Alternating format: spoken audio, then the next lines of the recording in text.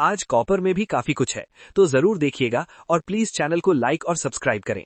देखिए, इस समय जो है एक बहुत जबरदस्त नॉइज है मार्केट में सिल्वर और गोल्ड की मार्केट को लेकर, जो ब्लूमबर्ग कमोडिटी इंडेक्स का रीबैलेंसिंग।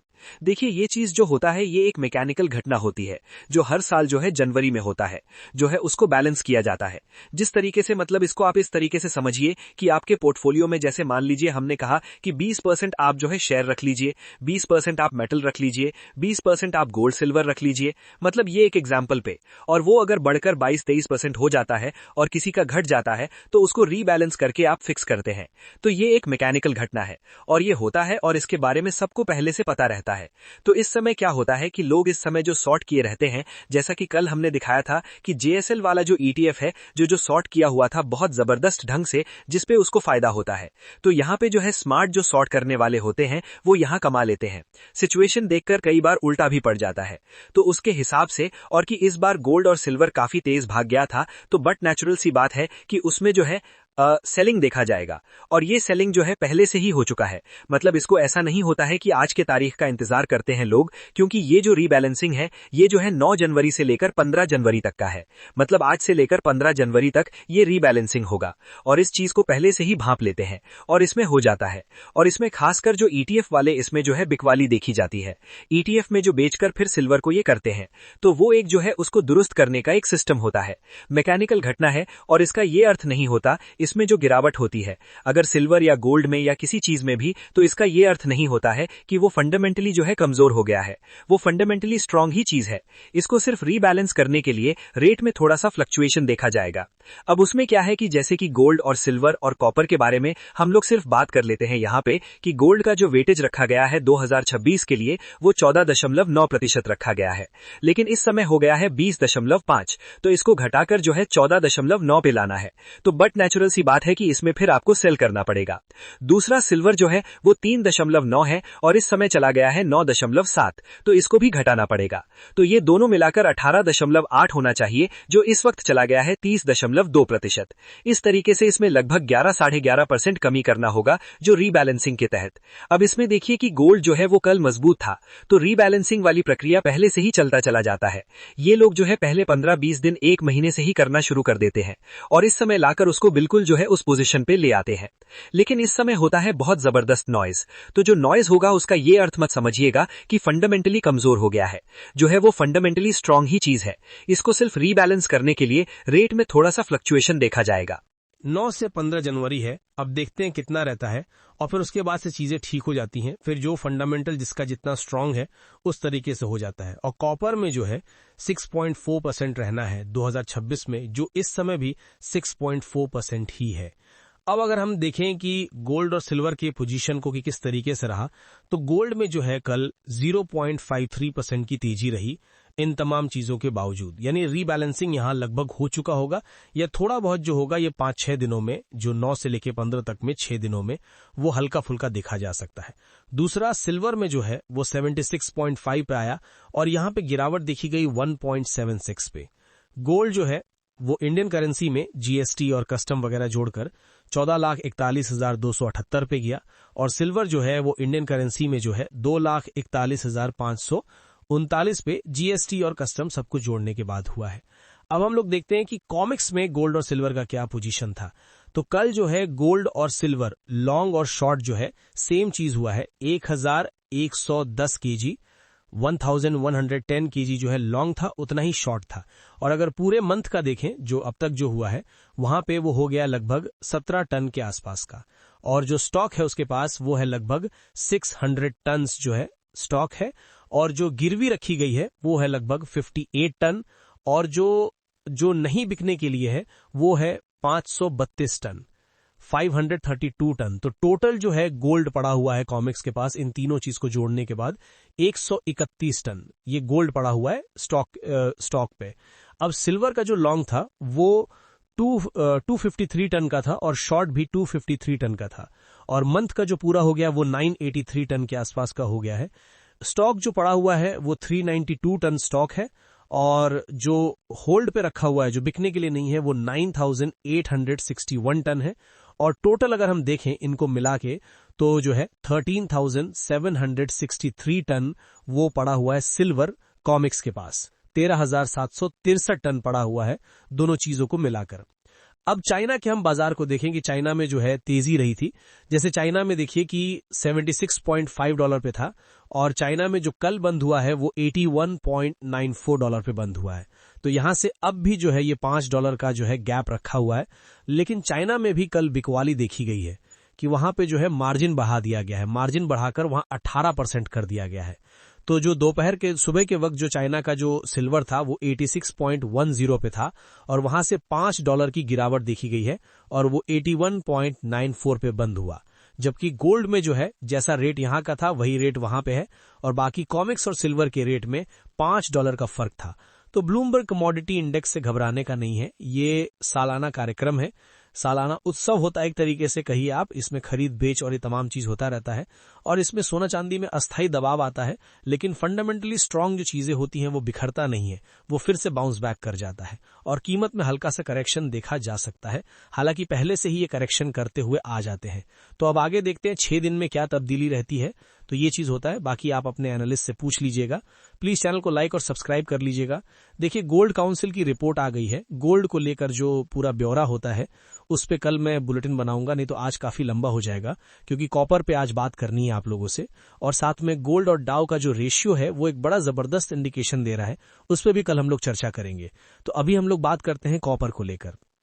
देखिए कॉपर का Q3 का रिपोर्ट आया है कि किस तरीके से जो बात देखी जा रही थी कि कॉपर में काफी जबरदस्त सप्लाई में जो है शॉर्टेज देखा जाएगा, तो वो चीज रिफ्लेक्ट होके आ गया है और 4% जो है वो कमी देखी गई है। अगर क्वार्टर से क्वार्टर पे कंपेयर किया जाए तो 4% की कमी रही, क्योंकि इंडोनेशिया में जो ग्रासबर्ग खदान है वहां कीचड़ सैलाब भर गया था जिसके कारण वहां प्रोडक्शन कम हुआ और चिली में भूकंप के झटके के कारण जो है वहां पे 6 लोगों की मौत हो गई थी, तो वहां से भी कम हुआ था। तो इन दोनों जगहों से जो है कॉपर का प्रोडक्शन कम हुआ। लेकिन ग्लेनकोर माइन जो है अफ्रीका वाला जो सेक्शन रहा वहां काफी जबरदस्त रहा, तो 36% की वहां पे जो है बढ़ोतरी हुई, मतलब उतना ज्यादा प्रोडक्शन हुआ वहां पे।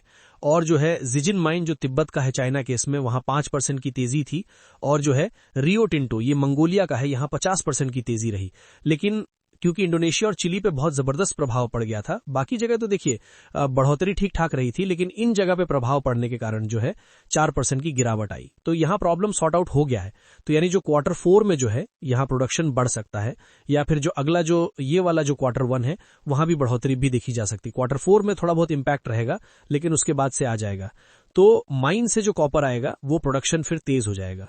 तो वो हालांकि कॉपर में जो है कल एक नरमी दिखी गई है, 2.56% की नरमी थी और 13,000 से नीचे आ गया वो जो है। अब कॉपर महंगा जो हो गया उसमें, जैसा कि हम लोगों ने एक रिपोर्ट आपको पहले दिया था गोल्डमैन शैक का, जिसमें वो बता रहे थे कि 5 लाख मीट्रिक टन कॉपर पड़ा हुआ है और कॉपर सरप्लस है और 2029 में जाके खत्म होगा। और जो अभी रेट जो भाग रहा है वो पाइलअप का नतीजा है, जो लोग जमा कर रहे हैं उसके कारण भाग रहा है। ये गोल्डमैन शैक की रिपोर्ट थी। अब उसमें जो राइटर्स की रिपोर्ट आई है वो इस खबर को 2 कदम और आगे बढ़ा देता है। उसका कहना है कि जो अमेरिका ने जो टैरिफ लगाया, जो बात आ रही थी कि 50% टैरिफ लगाया जाएगा, जिसमें जो कॉपर के जो तमाम चीज जो थे, जो सेमी फर्निश्ड था, जिसमें कॉपर वायर हो गया, रॉड हो गया, सीड्स हो गया, ट्यूब हो गया, ये तमाम चीज आ जाएगी। तो इसके डर से अमेरिका में बड़ी जबरदस्त कॉपर की खरीदारी हो गई और इतनी जबरदस्त खरीदारी हुई कि चाइना का जो वेयरहाउस है वो लगभग खाली हो गया। चिली का पूरा तांबा खत्म हो गया और इस समय जो लंदन का जो मेटल मार्केट एक्सचेंज है वो रूस और चाइना के कॉपर से चल रहा है। चिली पूरी तरीके से साफ हो चुका है, पेरू से भी साफ हो चुका है। देखिए चिली से जो मंगाया जाता था उसमें 43% की गिरावट हो गई है कि सारा जो है अमेरिका खरीद लिया था, और पेरू से जो मंगाया जाता था उसमें 50% की गिरावट हो गई है क्योंकि इसके पास माल बचा ही नहीं, वहां से खरीद लिया।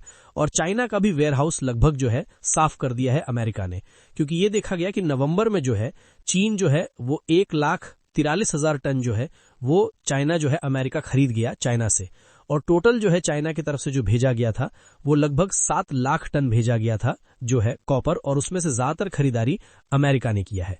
देखिए राइटर्स के हिसाब से अमेरिका में जो है इस समय 8 लाख टन कॉपर जो है इस तरीके से इन लोगों ने तमाम जगह से खरीद कर जमा करके रखा हुआ है कि रेट के पॉइंट ऑफ व्यू से।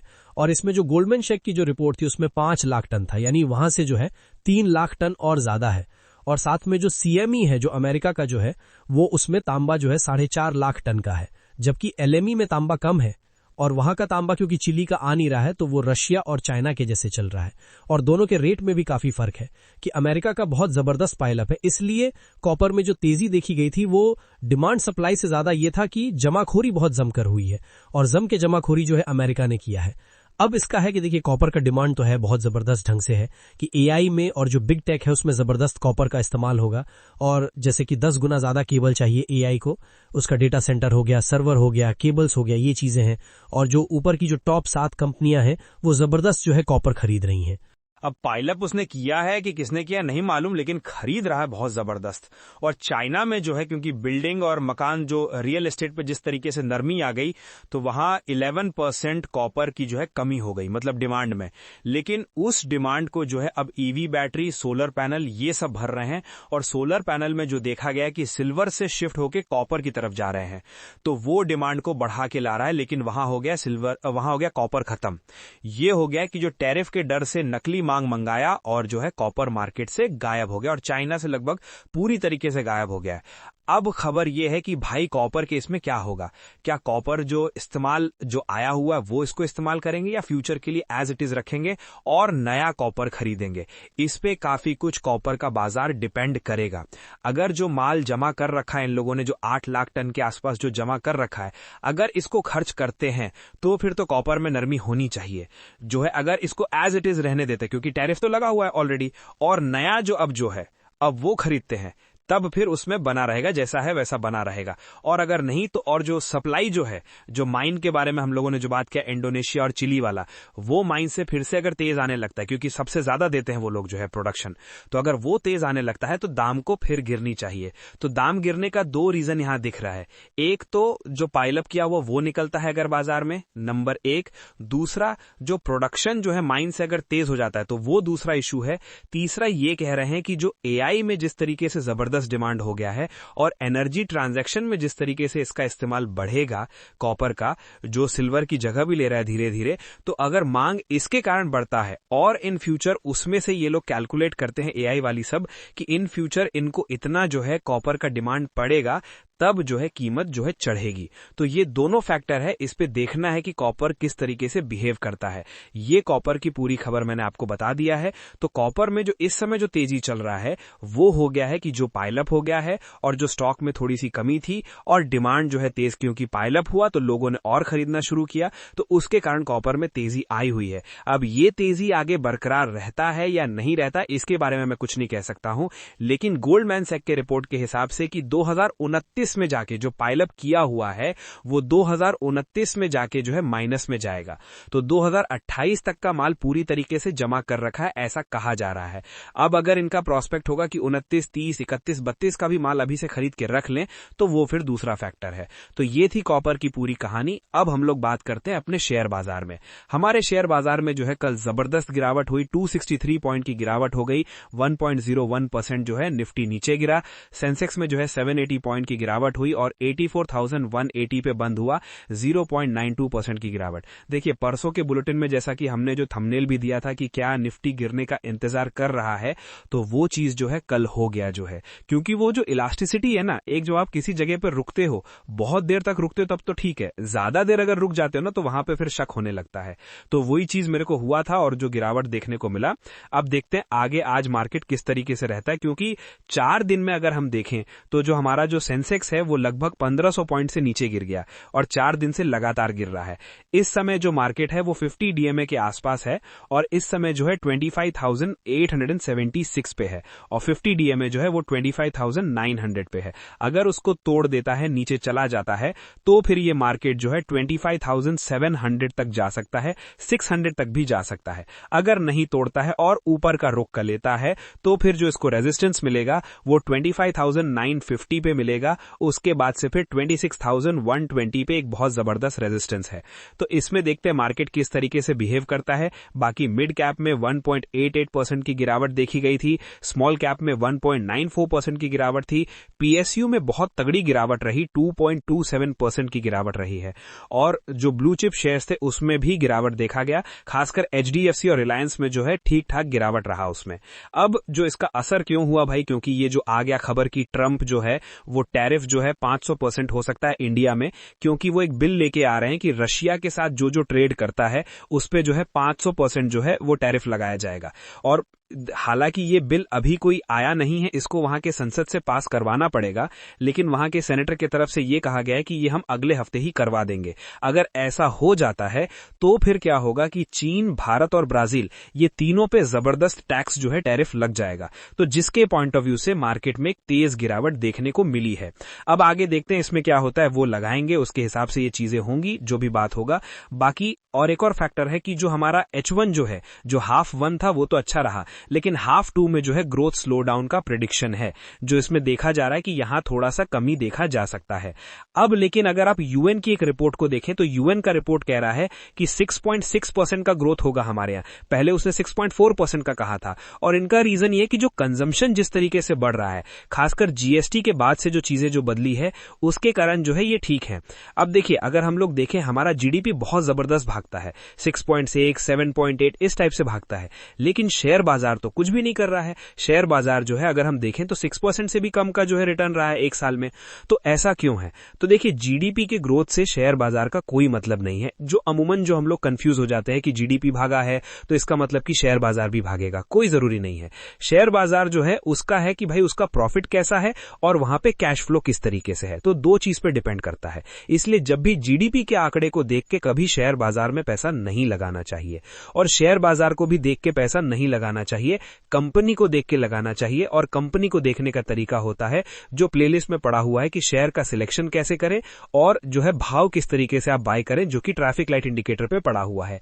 तो वो दो चीजें हैं, उसको देखने के बाद आप तमाम चीज कर सकते हैं। बाकी एफआईआई की कल बिकवाली रह गई थी, वो 3,367 करोड़ का शेयर बेचा और डीआईए जो है 3,701 करोड़ का शेयर खरीदा है। तो आज के लिए बस इतनी खबर। तो प्लीज चैनल को लाइक करें, सब्सक्राइब करें।